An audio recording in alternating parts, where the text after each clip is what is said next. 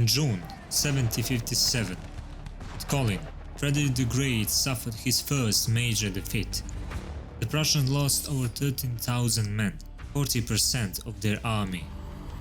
The campaign in Bohemia collapsed, and Frederick, devastated, handed command to Prince Moritz and rode away with only a small escort.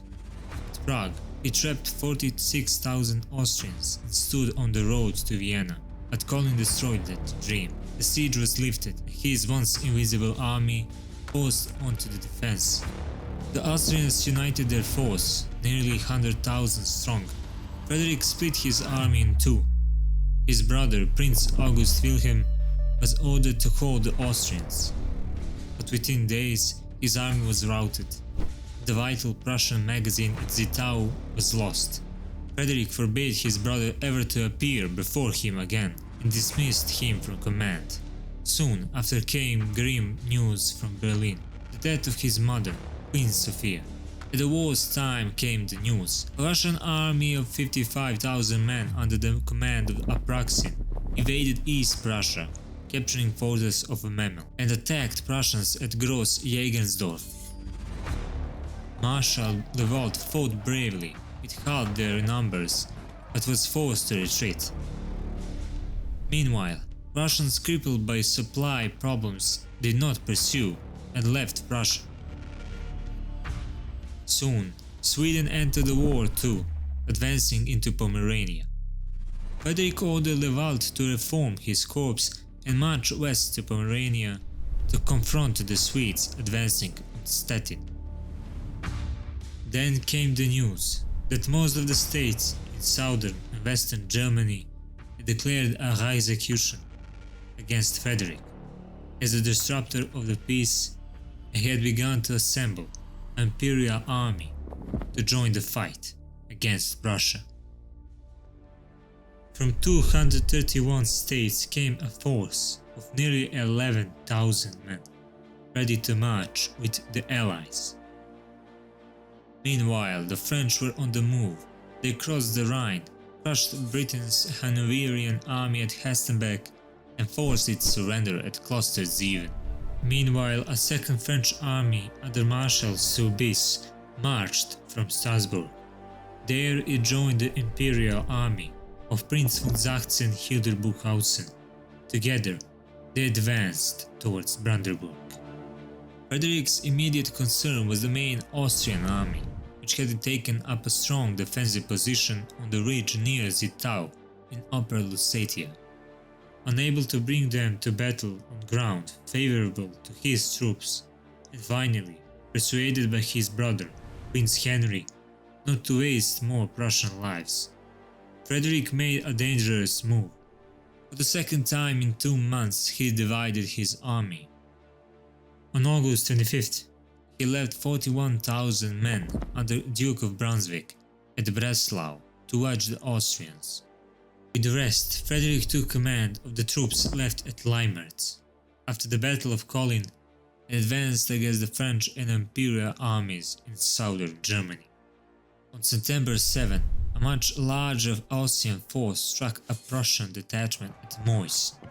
Outnumbered nearly 2 to 1, Winterfeld's men were all hemmed and scattered. Winterfeld was killed on the field, a devastating blow to Frederick. Not just a trusted general, he had been one of the king's oldest and closest friends. While Frederick's focus was on Silesia, Austrian light troops under General Hadik raided Berlin, and the city paid a tribute to avoid looting. Hadik then slipped away before any relief arrived. Frederick left Field Marshal Keith to hold the line, while he marched with the main army to relieve the capital. At the time, the Allies had crossed the Saale and were heading for Leipzig. Frederick saw his chance to finally bring them to battle. Detaching Prince Moritz to deal with Hadik, he raced towards them. By the end of October, Prussian army was concentrated at Leipzig. The Allies, still unwilling to fight, fell back. Frederick was determined that they would not escape this time.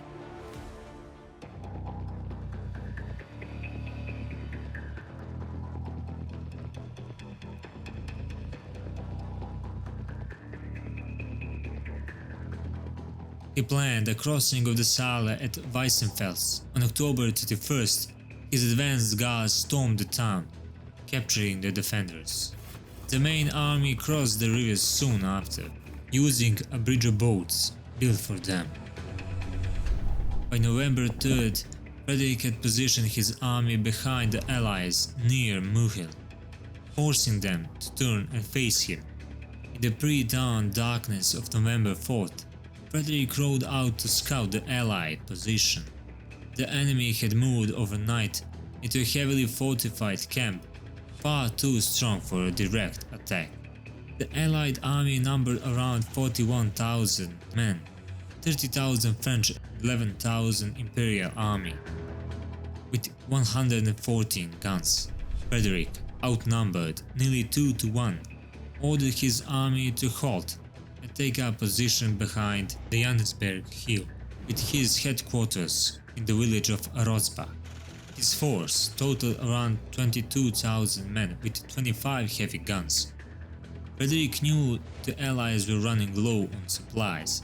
His position left them with only two choices: fight him or retreat under risk. The weeks of maneuvering were over. The Allies would soon give Frederick the battle he desired.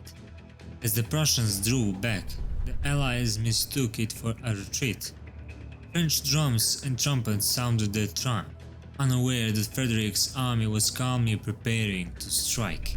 The Allied plan was straightforward, but Saint-Germain's corps held the Chortau heights to cover their movements.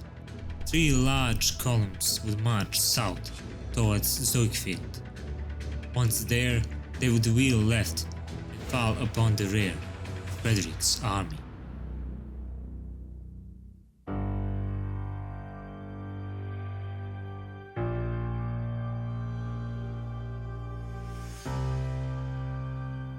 The one side of the Prussian army that truly set it apart was its cavalry. Early in his reign, Frederick the Great had been unimpressed by their performance, but through strict reform and relentless training, he turned them into the finest mounted army in Europe.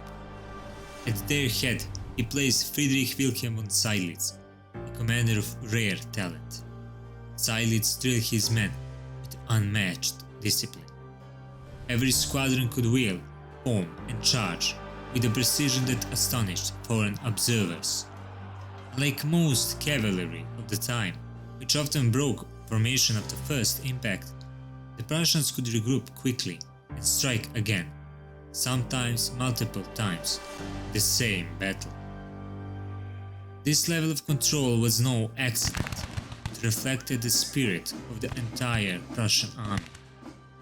An institution built on discipline, order, and relentless drill, where every soldier was trained to fight as part of the machine, far greater than himself. Delays and confusion slowed them.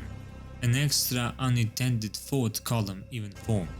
By early afternoon they reached Zoikfield and began their march across the open ridge towards Frederick's left. Frederick watched the flurry of activity in the Allied camp from the roof of his headquarters at Rosbach. At first, it looked as though the Allies were moving south, perhaps even retreating away from his army. But Captain Gaudy, watching from the rooftop, saw the Allied columns turn east toward Pettstadt. He rushed to tell Frederick. At first the king dismissed it, but moments later he climbed the roof and saw it for himself. The Allies were marching for his left flank. By 2:15 p.m. Frederick's army was on the move. In minutes, Frederick had studied the enemy and the terrain and conceived his plan. The army would move to cut off the Allied advance, using the low ridge of Johannisberg to stay hidden. First, they would march northeast, feigning a retreat. Then they would swing wide south and turn west, placing themselves directly in front of the Allied columns, ready to strike while the enemy was still on the move. Prince Ferdinand's right wing would make a demonstration in front of their original position. while Frederick ordered the main army to quarter wheel to the left, forming two marching columns ready to strike the advancing allies. Frederick placed General Seydlitz in command of the cavalry, to serve as the army's vanguard. Using the hollows in the terrain to stay hidden, Seydlitz was ordered to drive off the French cavalry leading the allied columns and then attack their infantry before it could form. Because the cavalry had the farthest to march, Frederick ordered them to move immediately. The cavalry surged forward, with the infantry columns racing behind to keep pace. Believing Frederick was still retreating, the Allies hurried their march, unaware that the Prussians were moving parallel and closing fast. The large Allied columns struggled across the rugged terrain, breaking and reforming as they went. By now, the Prussian columns had reached the low ridge of Janusberg. They wheeled to the right and advanced up the slope. At the crest, Frederick positioned Möller's 18 heavy guns. At around 3:15 p.m., fire of the cannons shattered the air, marking the Prussian attack had begun. Seydlitz formed his cavalry into the line and moved forward, seeking the perfect attacking position just beyond Janusberg. His first line prepared to strike. Behind them, a second line formed, supported on the left by additional squadrons. Facing them were the French and Imperial cavalry. Seydlitz waited behind a low ridge, watching the enemy approach. When they were close enough, he gave the signal to charge. The first Prussian line crashed into the Allies. Few enemy units could organize in time before the clash turned into a fierce melee. As the fighting intensified, more Allied squadrons tried to reinforce their comrades. Seydlitz unleashed his second line, supported by the left flank, hitting the enemy from both sides, driving the disorganized Allied cavalry back towards the sunken road. Outnumbered and pressed on three sides, the Allied cavalry broke and fled. But Seydlitz did not pursue recklessly. He halted, railed his men, and reformed southeast of the road, ready for the next move. As the Allied advance guard fell back, the Prussian infantry crossed Janusberg in echelon, moving quickly south. Frederick's target was the village of Reichardswerben, but they were still far away and the gap to the Allies was closing fast. He sent 5 battalions to seize it, while he wheeled the rest of the army into the line. Russians arrived, forming battalions in front of the village. They formed a sharp angle. The left wing will extend towards the enemy, while the right held back. The Möller's battery positioned slightly behind the angle. 2 Grenadiers battalions on the left turned into the angle, ready to strike the enemy's right flank. The Allied troops tried to deploy but had little space or time. French and Imperial regiments struggled to form proper lines, instead advancing in dense attacked columns. Prussian held their fire until the enemy was within 30 meters. Then, a devastating volley from the infantry and the heavy guns tore into the Allied front, throwing their columns into chaos. 7 battalions Prussian infantry, supported by artillery, swept the Allies from front and flank. Frederick, at the head of regiment, moved among his men, inspiring them to hold their fire and maintain formation. The Allied lead battalions stalled under the relentless fire, while following columns pressed into them. Attempts to shift left to escape the flank only added to the confusion. French artillery at the bottom of the bridge tried to respond, but their uphill fire had no effect. From the hollow to the southeast, Seydlitz saw his movement. He hurled the Prussian cavalry into a massed charge against the Allied right, crushing into the French and cutting through their lines, shattering the enemy columns. Panic spread. The Allied forces dissolved into a fleeing mob, forced to retreat. The Prussian infantry pressed on, firing relentlessly without faltering. Their attack was merciless, leaving the Allied formation shattered. As the Prussian cavalry pursued the fleeing Allies, the enemy suffered even heavier losses than the battle itself. Not even the enemy commanders were spared, as their army surrendered under the relentless assault, while the fleeing Allies spurred towards Potsdam. Only the reserves of Saint-Germain and Loudun slowed the Prussians long enough for some to escape. By 5 p.m., the battle was over. The Allies had lost over 10,000 men, killed, wounded and captured, 21 standards and 72 guns. The French alone lost 6,600 men, including 11 generals. Prussia's losses were minimal, just 518 men and 30 officers. It was a brilliant and decisive Prussian victory.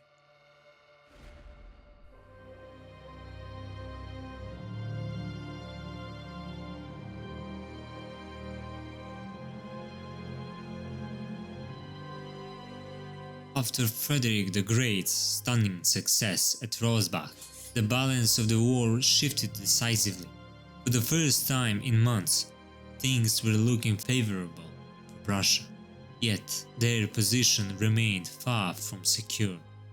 The French, furious at their defeat, unleashed destruction across the Holy Roman Empire, burning homes, looting villages, and spreading fear among the local population.